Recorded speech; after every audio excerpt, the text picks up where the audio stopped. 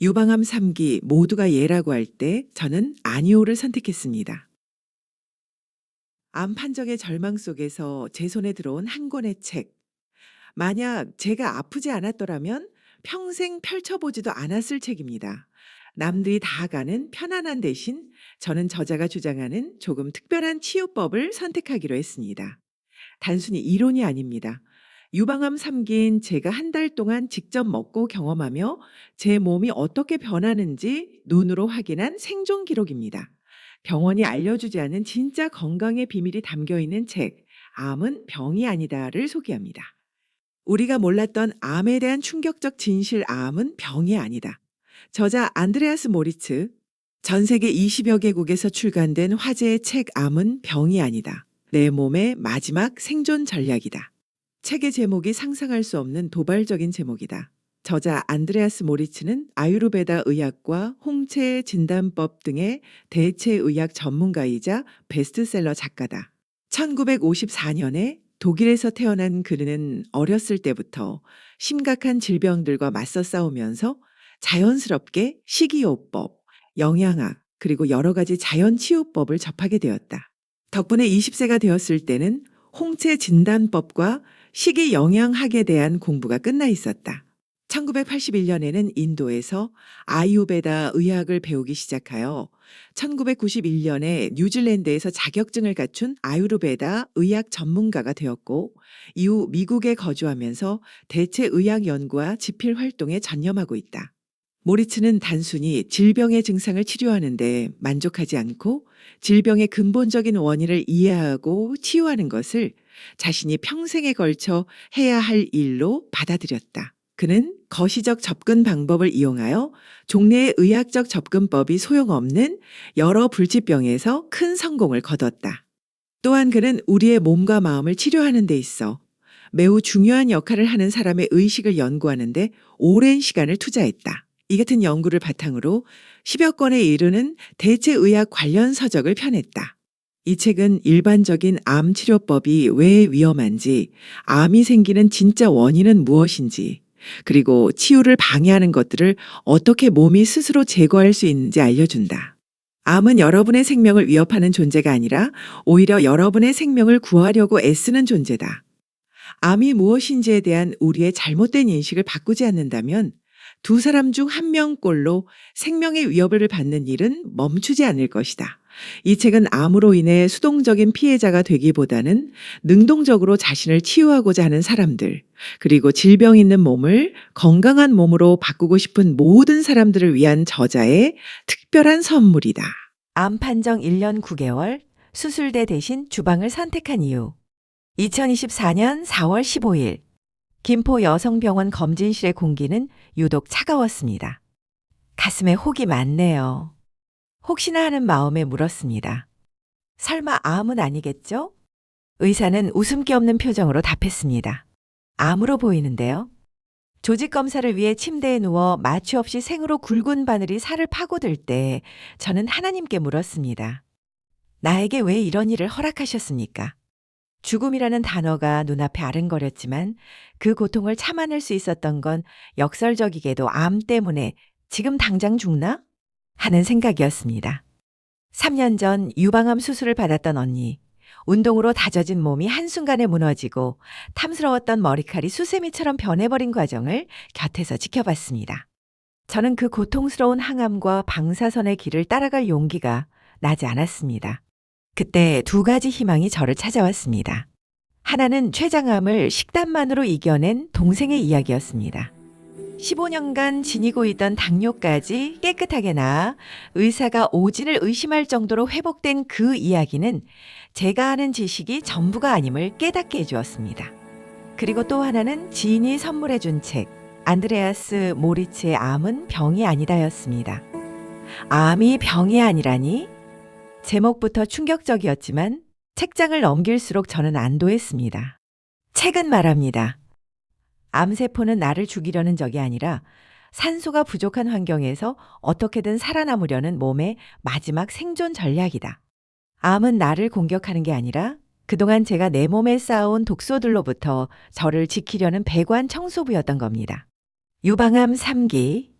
암을 마주하고서야 제 식습관을 돌아봤습니다. 과자를 박스째 쌓아두고 먹고 라면과 빵, 캔디 등 정제 탄수화물에 중독되어 살았던 시간들. 수시로 구워 먹는 삼겹살, 옥수수 10자루, 감자 20개를 앉은 자리에서 먹어치우고 치킨과 콜라 등 인스턴트 식품을 달고 살았습니다. 그 대가는 혹독했습니다. 30년 넘게 달고 살던 지독한 변비, 180이 넘는 고혈압, 당뇨 직전의 수치까지 제 간과 혈관은 비명을 지르고 있었습니다. 운전 중에도 나른하며 쏟아지는 졸음은 제 몸이 이미 한계에 다다랐다는 신호였습니다. 책에서 말한 오염된 연못이 바로 제 몸이었습니다. 물이 더러우니 물고기가 병드는 것은 당연했습니다. 저는 종양을 도려내기 전에 연못의 물을 통째로 갈기로 했습니다. 제가 선택한 것은 현미 야채 과일식이었습니다. 백미 대신 현미를 8시간 이상 충분히 불려 밥을 지어 꼭꼭 씹어 먹었습니다. 상추, 깻잎, 치커리 등 자연 그대로의 채소를 쌈장 대신 굽지 않은 생김에 싸서 먹었습니다. 오가피, 취나물 같은 나물류는 살짝 데쳐 아주 심심하게 간을 해서 먹었죠. 사과와 오이, 토마토 등 제철 과일은 제 최고의 간식이 되었습니다. 결과는 놀라웠습니다. 단 한 달 만에 혈압이 120에 80. 정상으로 돌아왔습니다. 15년 넘게 먹던 혈압약과 고지혈증 약을 모두 끊었습니다. 평생의 숙제 같던 변비가 해결되고 몸을 짓누르던 나른함이 싹 사라졌습니다. 물론 여전히 암은 제 몸속에 있습니다. 담당 의사는 당장 수술하지 않으면 피부가 썩고 고름이 나와서 본인의 삶의 질을 떨어뜨릴 뿐 아니라 가족의 삶의 질도 함께 떨어진다며 수술할 것을 강하게 권유하십니다. 수술하지 않는 저를 보며 무모하다고 생각하실지도 모릅니다. 하지만 저는 믿습니다. 암세포는 원수가 아니라 나를 살리려다 비정상적으로 자라난 나의 세포라는 사실을요. 싸우거나 도려내는 대신 제가 제 몸을 충분히 사랑하고 건강한 환경을 만들어준다면 암세포도 다시 평화로운 세포로 돌아갈 기회를 가질 수 있다고 믿습니다. 저는 수술 대신 식단을 선택했습니다. 식단을 유지하며 활기차게 오늘을 살아가는 것. 그것이 제가 제 몸에 보내는 가장 깊은 사과이자 사랑입니다. 30년의 혈압이 단 한 달 만에 잡힌 비결. 그것은 대단한 약이 아니라 제가 매일 먹는 음식이었습니다. 만약 지금 약봉투를 들고 절망하고 계신다면 오늘부터 식탁을 바꿔보세요. 우리가 숨을 쉬는 한 회복될 가능성은 언제나 남아 있습니다. 암은 병이 아닙니다. 내 몸을 돌보라는 가장 간절한 신호입니다. 오늘 당신의 몸이 보내는 소리에 귀를 기울여 보세요. 답은 바로 당신의 식탁 위에 있습니다. 저를 공포에서 건져 올리고 새로운 삶의 이정표가 되어준 책, 암은 병이 아니다의 핵심 내용을 여러분께 꼭 들려드리고 싶습니다. 이 책은 우리가 알던 암에 대해 전혀 다른 시각을 제시합니다. 책의 목차와 각 장마다 짧게 일부분을 소개해 드릴게요. 1장. 암은 질병이 아니다. 2장. 암의 신체적 원인들. 3장. 암의 정신적 원인들. 4장. 몸의 현명한 행동. 5장. 다른 주요 위험 요소들. 6장. 스스로를 치유하기 위해 알아야 할 것들. 저자 안드레아스 모리츠의 서문부터 짧게 읽어봅니다. 암은 우리 몸의 중요한 방어 체계 혹은 치유 체계가 이미 망가진 이후에 발생하는 것이다. 극한의 환경에서 암을 일으키는 원인, 즉 발암 물질들에 많이 노출되면 몇 주 혹은 몇 개월 안에 우리 몸의 방어 체계가 무너지고 암으로 발전할 수도 있는 종양이 매우 빠르게 자라난다. 하지만 이러한 종양들이 실제 암으로 진단되는 소위 악성 종양으로 자라는 데는 일반적으로 몇 년 혹은 10년 이상 걸린다. 불행하게도 사람들은 종양이 자라게 만드는 숨은 원인에 대한 기본적인 이해가 부족하고 완벽하게 무지하기 때문에 종양을 그저 자신의 죄나 몸을 학대한 데 대한 안갚음으로 혹은 우리를 죽음으로 몰아가려는 목적밖에 없는 잔인한 괴물로 오해하고 있다. 그러나 여러분도 차차 알게 되겠지만 암은 우리의 적이 아니라 친구다. 암이 정말 무엇인지에 대한 우리의 인식을 바꾸지 않는다면 아마도 암 스스로 치료에 저항하게 될 것이고 특히나 일반적으로 사용되는 가장 진보적인 치료법의 경우 더더욱 그러할 것이라고 말합니다.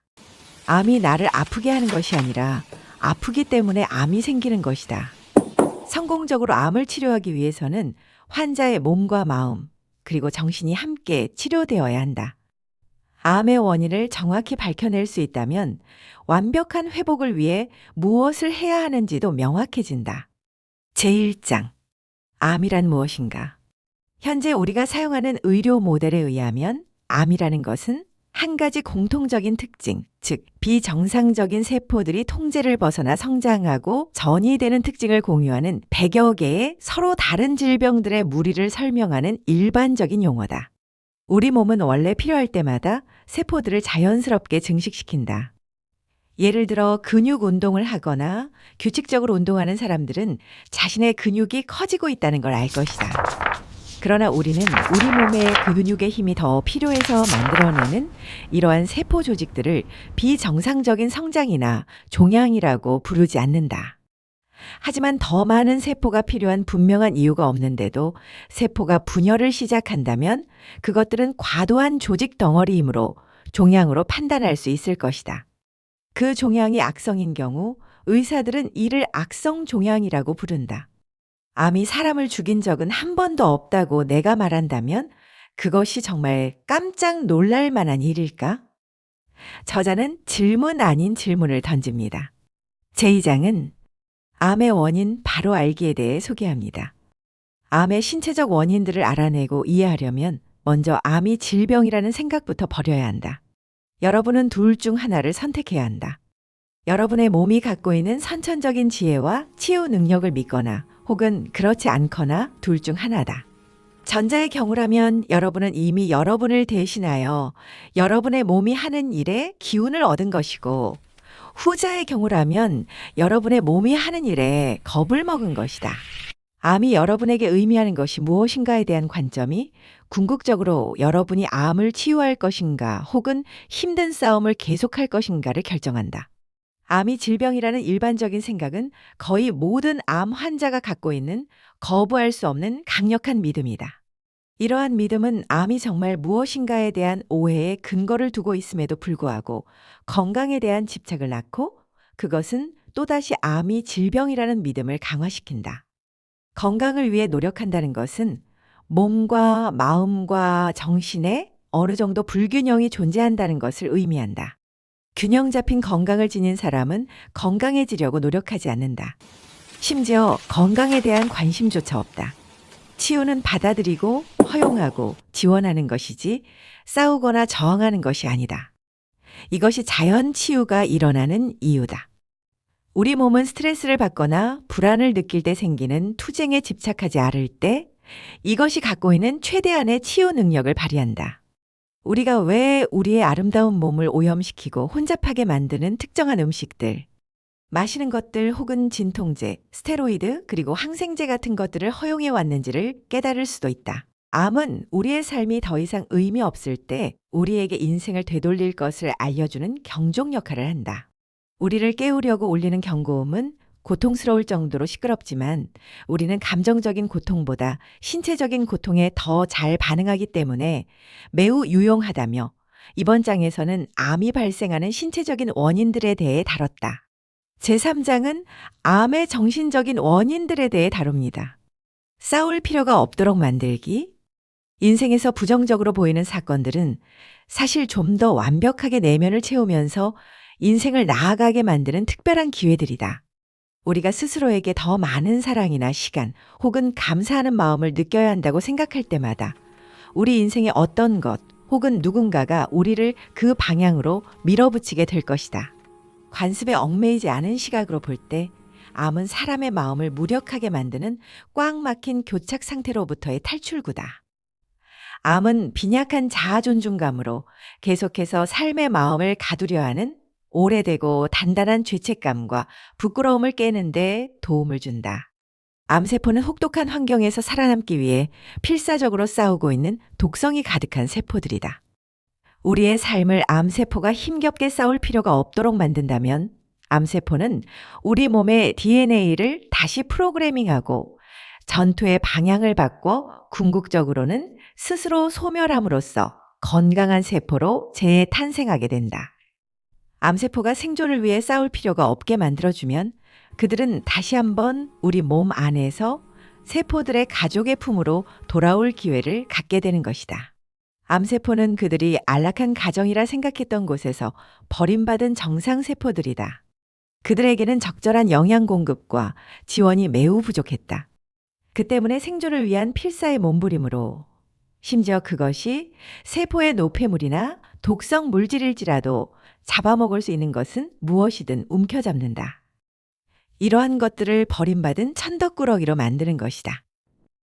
하지만 우리가 사랑받기를 원하듯 암세포들도 자신들이 사랑받고 있다는 것을 알 필요가 있다. 수술을 통해 몸에서 그들을 떼어내거나 독성 강한 약물이나 방사선으로 그들을 파괴하는 행위는 원래 가지고 있던 것보다 더 심하게 몸에 대한 폭력성을 갖도록 만들어주는 것이다.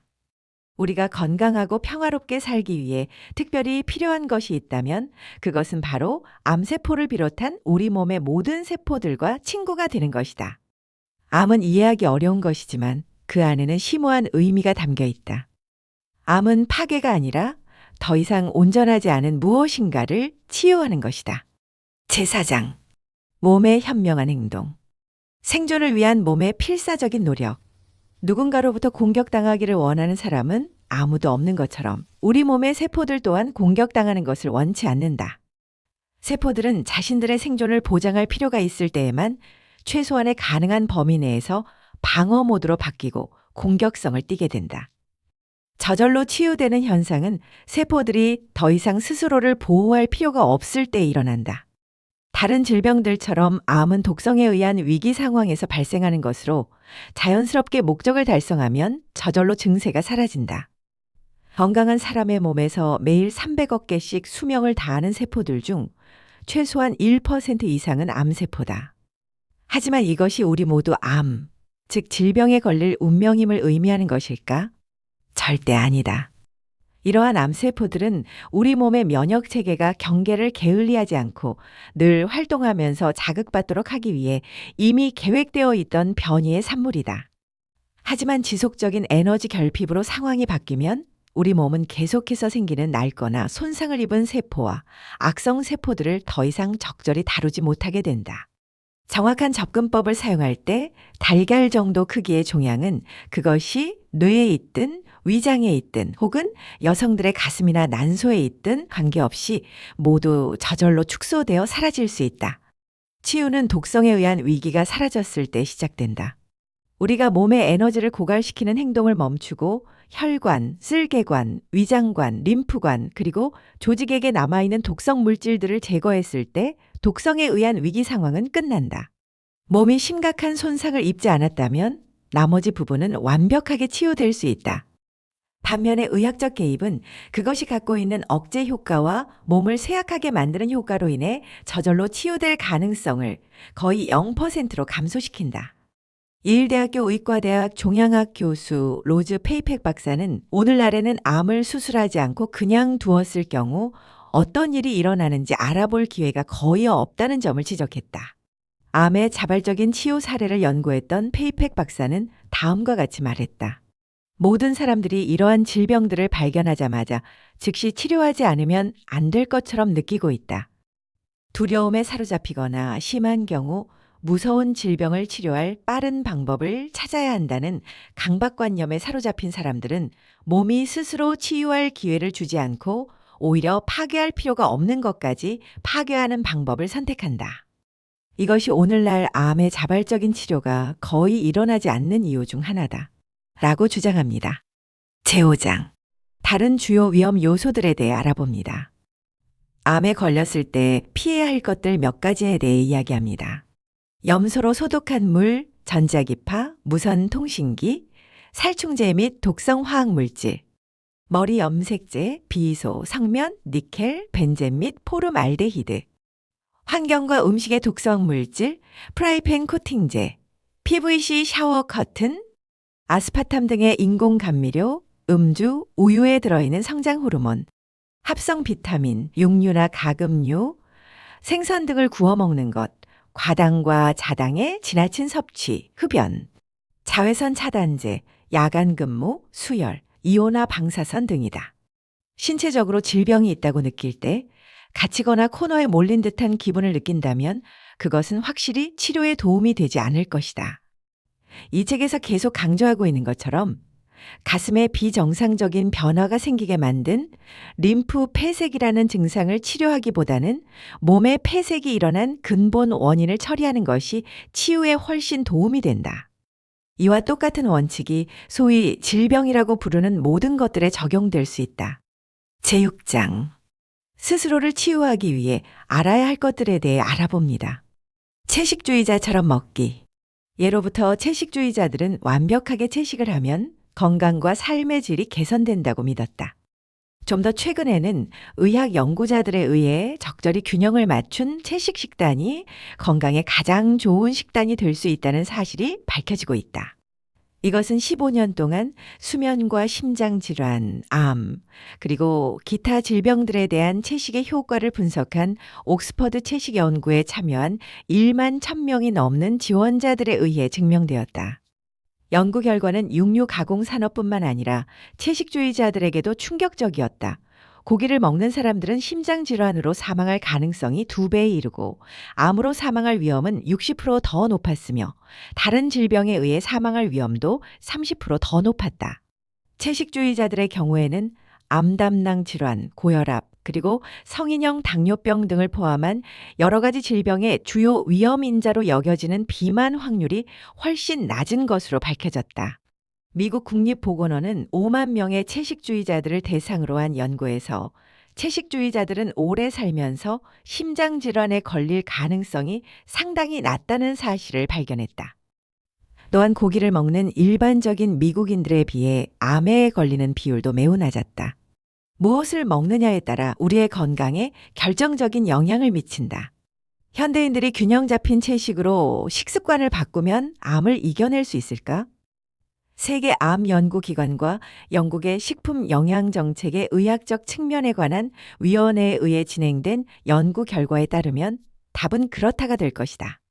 두 개 연구에서는 채식이 많이 포함된 식단과 건강한 체중을 유지하는 것이 전 세계적으로 400만 건의 암을 예방할 수 있을 것이라는 결론을 내리고 있다.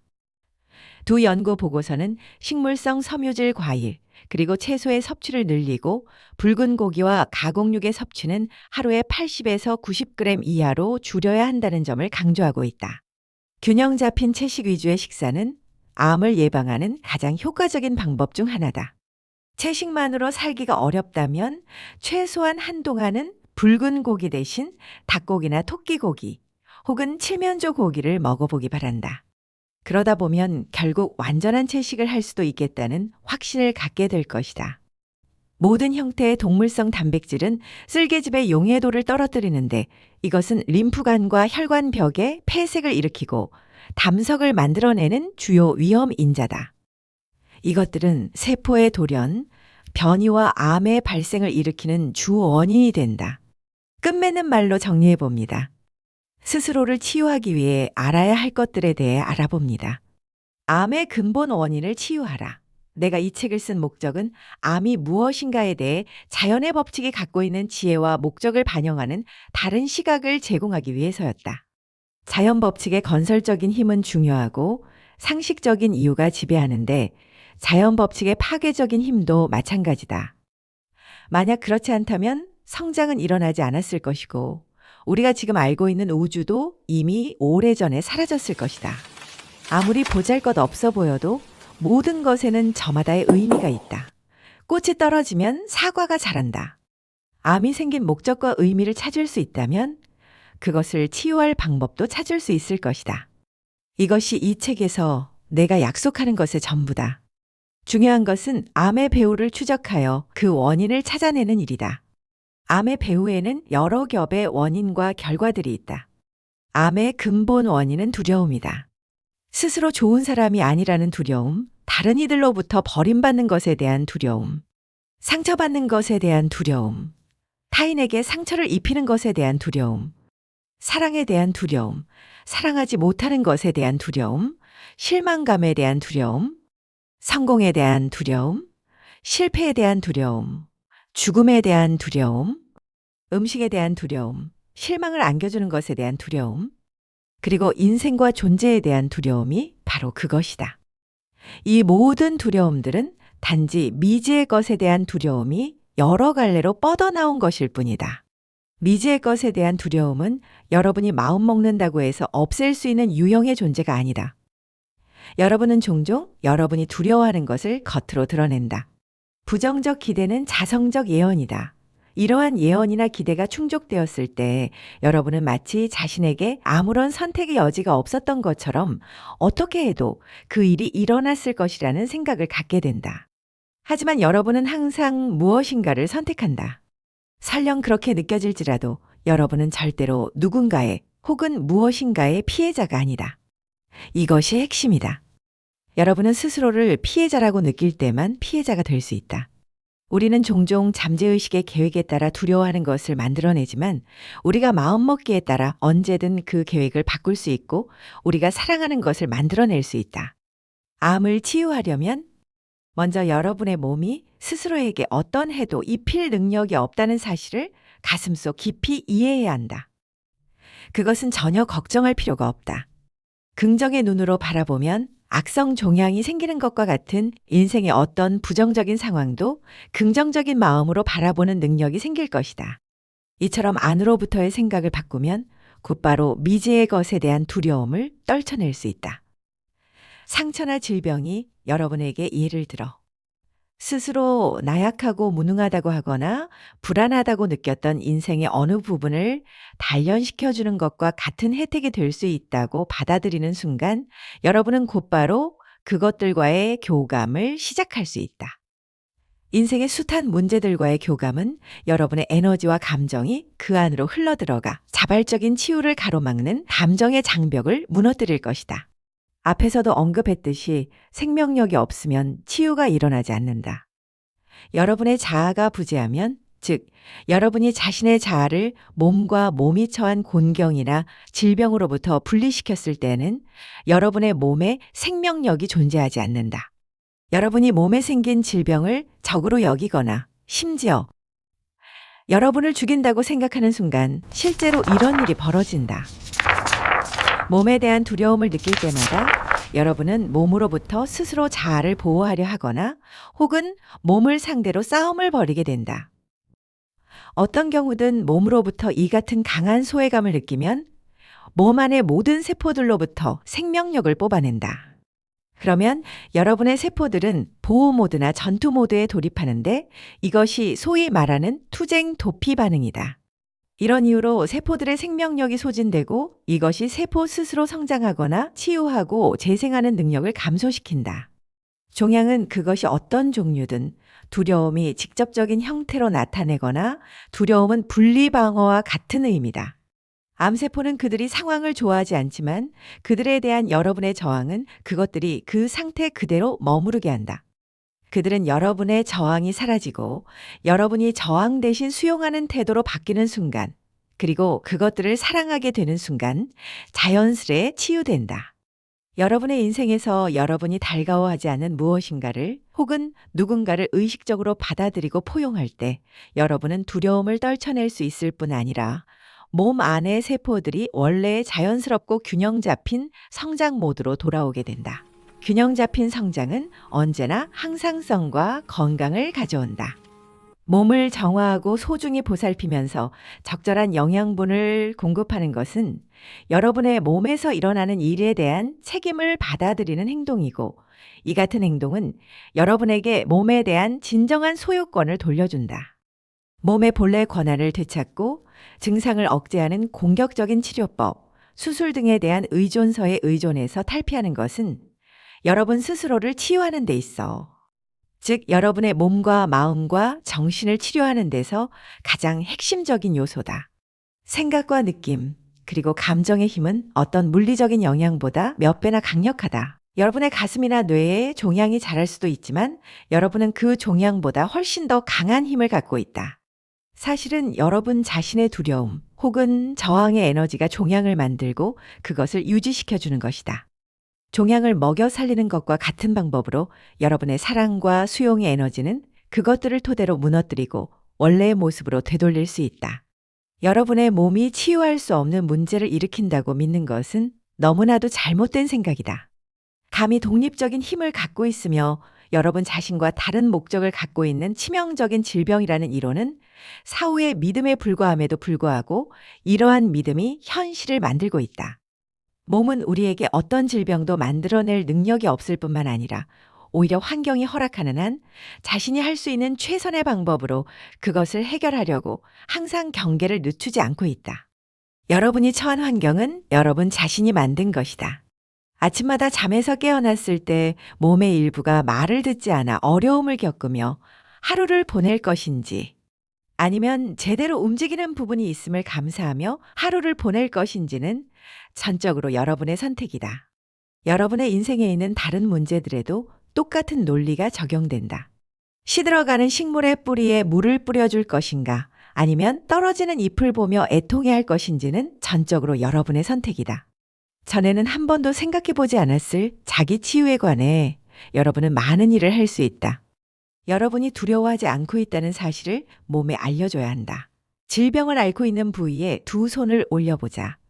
그리고 여러분을 위해 수고하고 있는 암세포에게 고마워하자. 그들은 그들을 가로막고 있는 독성 물질이나 여러 가지 폐색에도 불구하고 여러분이 살아있도록 하기 위해 갖은 수단을 동원하여 애쓰고 있는 모든 세포들에게 감사해야 한다. 그들의 노고에 감사하고 여러분의 의식과 존재 안으로 다시 받아들여짐으로써 그들에게 생명력을 불어넣자. 러시아의 DNA 연구가 증명한 것처럼 누군가 옆에서 말하는 소리를 들을 수 있듯이 여러분의 몸의 세포들 속에 있는 DNA 역시 여러분의 목소리를 들을 수 있다. 몸은 주로 파동에 의해 작동한다. 몸의 세포들과 그들이 안겨준 시련과 축복의 고마움을 표시하는 것은 여러분이 만들어낼 수 있는 가장 강력한 파동이다.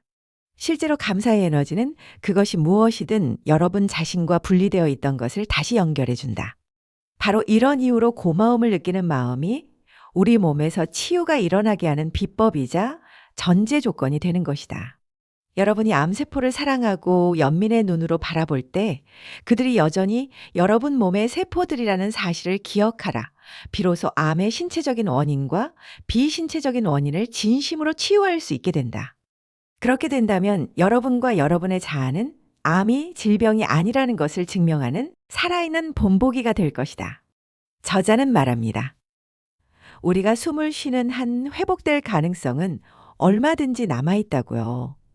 30년 된 제 혈압이 단 한 달 만에 잡힌 기적은 제가 대단한 약을 먹어서가 아니라 제 몸의 지혜를 믿고 그가 원하는 환경을 만들어 주었기 때문입니다. 여러분도 오늘 여러분의 몸에게 사과하고 다시 사랑을 시작해 보시는 건 어떨까요?